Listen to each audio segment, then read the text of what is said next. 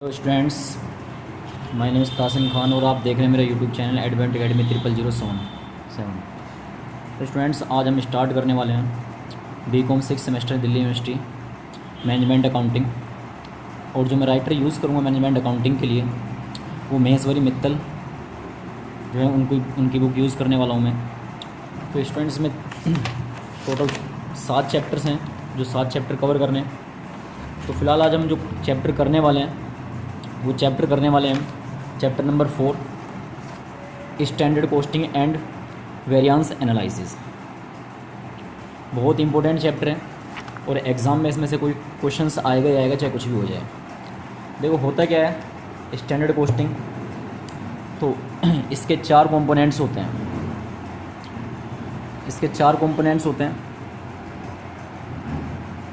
Components of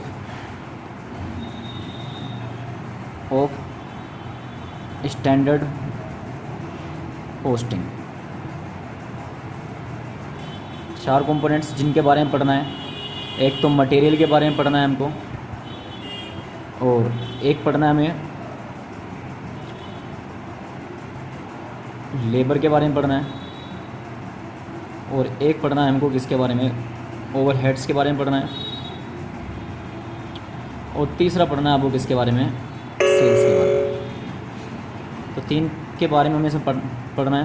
तो पहले बात करेंगे हम किसके बारे में, ये तीनों की तीनों जो होती हैं आपकी कॉस्टिंग होती है, और ये जो होती है ये होती है आपकी क्या, रेवेन्यू।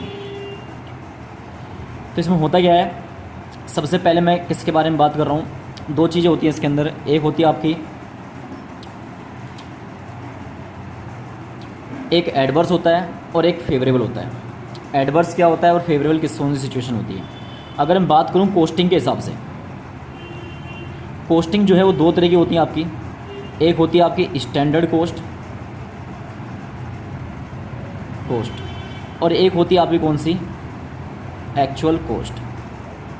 2 तरह की कॉस्ट होंगी आपकी, एक स्टैंडर्ड कॉस्ट होगी और एक होगी आपकी कौन सी, एक्चुअल कॉस्ट। बात करें स्टैंडर्ड कॉस्ट कौन सी होती है, जैसे मान लो मैंने कोई बिज़नेस स्टार्ट करना है, और बिज़नेस स्टार्ट करना है, मैंने उसमें प्लानिंग करी कि मैं इसमें 10 लाख रुपए से एक बिज़नेस स्टार्ट करने वाला हूँ। तो मैंने जो स्टार्टिंग से मैं प्लानिंग करी है वो मेरी कौन सी कॉस्ट कहलाएगी, स्टैंडर्ड कॉस्ट कहलाएगी। और जब मैंने बिज़नेस स्टार्ट कर दिया, लगते मेरे लग गए कितने, 12 लाख रुपये। 2 लाख रुपये और एक्स्ट्रा लग गए। तो एक्चुअल में लगे कितने, ये एक्चुअल में लगे, तो ये कौन सी कॉस्ट कहलाएगी, मेरी एक्चुअल कॉस्ट कहलाएगी। और मैंने प्लानिंग करी थी कितने से, 10 लाख रुपये से, तो मेरी ये कौन सी कॉस्ट कहलाएगी, स्टैंडर्ड कॉस्ट कहलाएगी।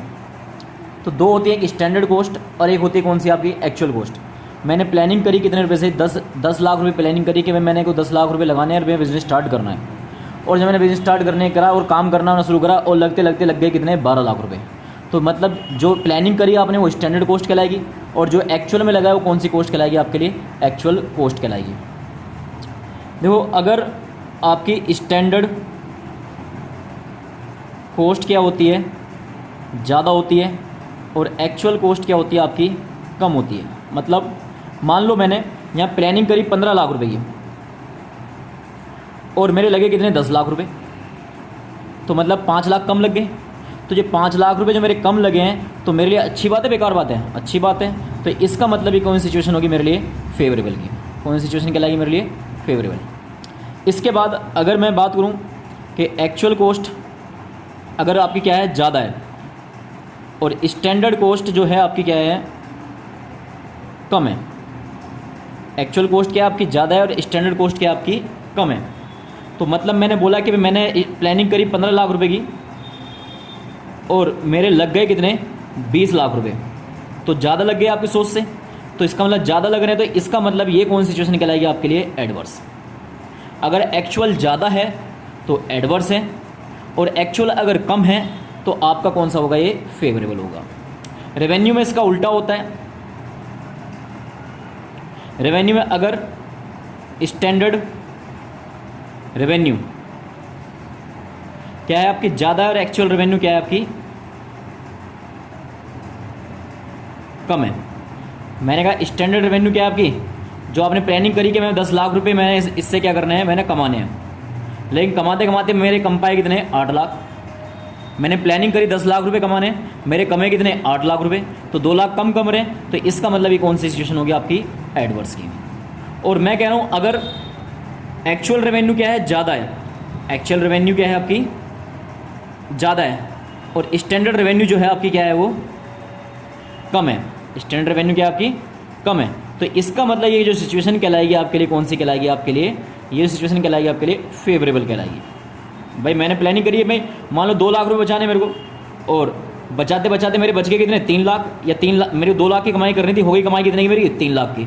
तो जब आपकी एक्चुअल रेवेन्यू क्या हो ज़्यादा हो स्टैंडर्ड रेवेन्यू से, तो इसका मतलब जो किस सिचुएशन बनेगी वो किसकी बनेगी आपकी फेवरेबल की। और अगर आपकी स्टैंडर्ड रेवेन्यू क्या हो ज़्यादा हो और एक्चुअल रेवेन्यू क्या हो आपकी कम हो, तो सिचुएशन किसकी बनेगी आपकी एडवर्स की। तो फिलहाल अभी हम इसमें जो कवर करने वाले हैं वो पहला कवर करने वाले कौन सा, मटेरियल कॉस्ट मटेरियल वेरिएंस। तो मटेरियल वेरिएंस के में कुछ फॉर्मूले होते हैं जो कि मैंने ऑलरेडी पहले से लिखे हुए हैं ताकि वीडियो ज़्यादा लंबी ना हो जाए। तो आप इस वीडियो को रोक के इन फॉर्मूलों को क्या कर लो, नोट कर लो, फिर आगे मैं इसको इनके क्वेश्चंस के बारे में क्या करूँगा, बात करूँगा। 3 तरह के वैसे 5 तरह के होते हैं मटेरियल के फॉर्मूले। तो पहला होता है डायरेक्ट मटेरियल कॉस्ट वेरिएंस, जिसके लिए आपने फॉर्मूला यूज़ करना है क्या, standard price into standard quantity minus actual quantity into actual price, या simple direct material cost variance is equal to standard cost minus actual cost. आप इसको भी यूज़ कर सकते हो। एक्चुअल कॉस्ट का फॉर्मूला क्या होता है, standard cost is equal to standard price into में स्टैंडर्ड क्वांटिटी, ये फॉर्मूला होगा। इसके अलावा अगर एक्चुअल कॉस्ट के बारे में बात करूँ तो एक्चुअल कॉस्ट का फॉर्मूला क्या होगा, एक्चुअल प्राइस इंटू में एक्चुअल क्वांटिटी। यहाँ से स्टैंडर्ड कॉस्ट और एक्चुअल कॉस्ट निकल लेगी, इस फॉर्मूले में आप पुट कर दोगे तो आपका डायरेक्ट मटेरियल कॉस्ट वेरिएंस निकल जाएगा। इसके बारे में बात करते हैं इसके बाद किसके बारे में, डायरेक्ट मटेरियल प्राइस वेरिएंस। इसका फॉर्मूला होता है standard price minus actual price into में एक्चुअल क्वांटिटी, इंटू में क्या होगा आपका एक्चुअल क्वांटिटी। फिर इसके बाद इसका थर्ड फॉर्मूला आपका direct material usage variance, usage बोल दो या कंजप्शन वेरिएंस बोल दो, बात एक ही होती है। इसका फॉर्मूला है standard quantity minus actual quantity into में standard price, actual quantity standard quantity minus actual quantity into में क्या होगा आपका स्टैंडर्ड प्राइस। इसके बाद अगला है आपका डायरेक्ट मटेरियल मिक्स्ड वेरिएंस। इसके लिए फॉर्मूला बनेगा आपका कौन सा, standard price bracket open revised standard quantity minus actual quantity. ये फॉर्मूला लगाओगे तो आपका डायरेक्ट मटेरियल मिक्स्ड वेरिएंस हो जाएगा। अगर रिवाइज्ड स्टैंडर्ड क्वांटिटी नहीं है तो रिवाइज्ड स्टैंडर्ड क्वांटिटी को निकालने के लिए आपके पास जो फॉर्मूला बनेगा वो कौन सा बनेगा, revised standard quantity is equal to total weight for actual mixed upon total weight of standard mixed into में क्या है स्टैंडर्ड क्वांटिटी। इसके बाद एक लास्ट फॉर्मूला आपको यूज़ करना डायरेक्ट मटेरियल यील्ड वेरिएंस, जो कि फॉर्मूला क्या है, standard cost per unit bracket open standard production for actual mixed minus actual productions. तो इसके बाद आपको क्या निकालना है, standard production for actual mix. इसका फॉर्मूला क्या हुआ, स्टैंडर्ड प्रोडक्शन अपॉन में टोटल स्टैंडर्ड क्वांटिटी इनटू में टोटल एक्चुअल क्वांटिटी।